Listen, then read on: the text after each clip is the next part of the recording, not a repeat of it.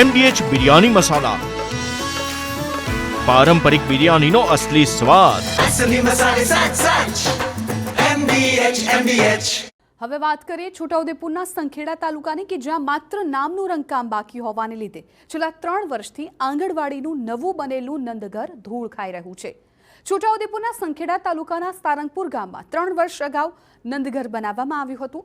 આંગણવાડીના આ નવનિર્મિત મકાનમાં રંગરોગાન, લાઇટ ફિટિંગ સહિતના તમામ કાર્ય પૂર્ણ થયા છે. છતાં પણ માત્ર નંદઘર લખવાનું બાકી રહી ગયું હોવાથી છેલ્લા 3 વર્ષથી આ બાંધકામ ધૂળ ખાઈ રહ્યું છે, જેના કારણે આંગણવાડીના બાળકો આજે પણ તેડાગર બહેનના ઘરે બેસવા માટે મજબૂર થયા છે. મહત્વનું છે કે આંગણવાડીમાં કુલ 46 બાળકો છે, પરંતુ તેડાગર બહેનનું ઘર બાળકોને દૂર પડતું હોવાથી માત્ર 16 બાળકો જ અભ્યાસ માટે આવતા હોવાનું સામે આવ્યું છે.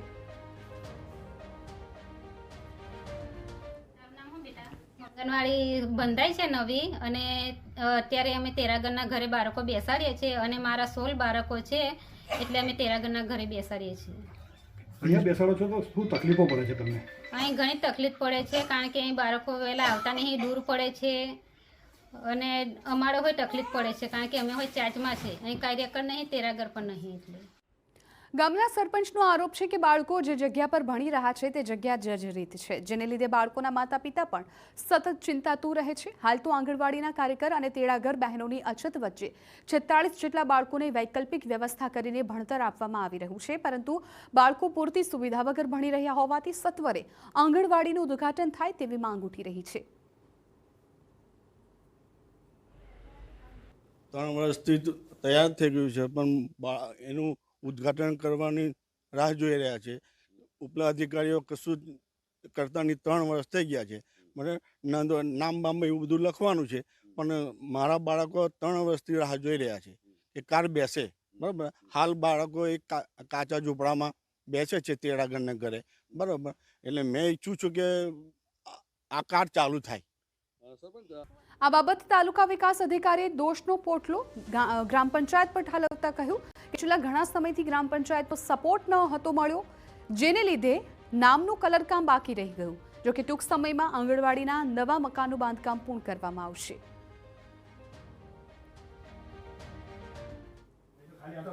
આમાં જે તે વખતે લગભગ 2-2.5 વર્ષ સુધી જે વહીવટદારો રહ્યા એના કારણે જે ગામમાંથી જે પૂરતો સપોર્ટ જે મળવો જોઈએ એ મળી શક્યો ન હતો, જેના કારણે હવે સરપંચોની ચૂંટણી થઈ ગઈ છે અને સરપંચ મારફતે જ નરેગામાં આ કામગીરી થાય છે.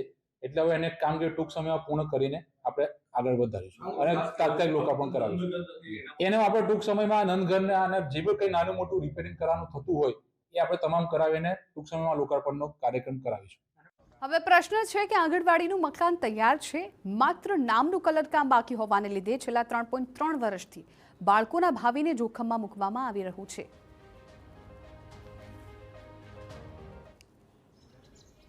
બાળકોના ભાવિનું ઘડતર અને બાળકોના સર્વાંગી વિકાસ માટે સરકારે જે આંગણવાડી નંદઘર નવા જે બનાવવાની જે મુહિમ ચલાવી છે, જેને લઈને બાળકો મુક્તપણે અહીં આવે અને મુક્તપણે અભ્યાસ કરી શકે. પરંતુ આપ જોઈ શકો છો કે આ સુંદર કહી શકાય તેવું મકાન છે. અહીં 3 વર્ષથી બનાવેલું આ મકાન હવે ખંડેર થવાની હાલતમાં આવી રહ્યું છે. આ જે રેલિંગ છે એ કટાઈ જઈ રહી છે. અને હું તમને ખાસ એ બતાવવા માંગીશ કે જે બાળકો છે પાપા પગલી કરીને અહીં જે આવતા હોય, પરંતુ જ્યાં પાપા પગલી કરીને આ જે નંદઘરમાં બેસવાની જે વાત છે, આ પગથિયા આપ જોઈ શકો છો કે બિલકુલ હવે કડ્ડમ થઈ ગયા છે. અહીં ચઢાય તેવી બી શક્યતા જોવાતી નથી બાળકો માટે.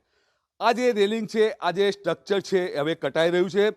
હું તમને એ બતાવવા માંગીશ કે અંદર જે નંદઘર જે તૈયાર થઈ ગયું છે, લાઇટનું કનેક્શન મળી ગયું છે, અંદર જે ચિત્રો બનાવવામાં આવ્યા છે તે તૈયાર છે, પરંતુ કહી શકાય કે હાલ તે અધૂરું છે.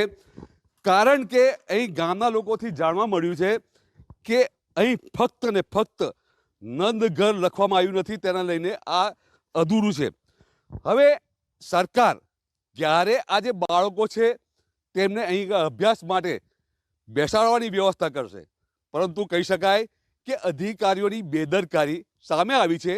અધિકારીઓ કે જે કોન્ટ્રાક્ટરે આ જે કામ અધૂરું રાખ્યું છે એ ક્યારે પૂરું થશે? Makbool Mansuri, TV9 Chhota Udepur. MDH kitchen king masala રસોડામાં હોય તો આપણે કંઈ પણ બનાવી શકીએ છીએ. રીંગણાનો ઓળો, બટેટા ફુલાવર, ભીંડી મસાલા અને બીજું ઘણું બધું. MDH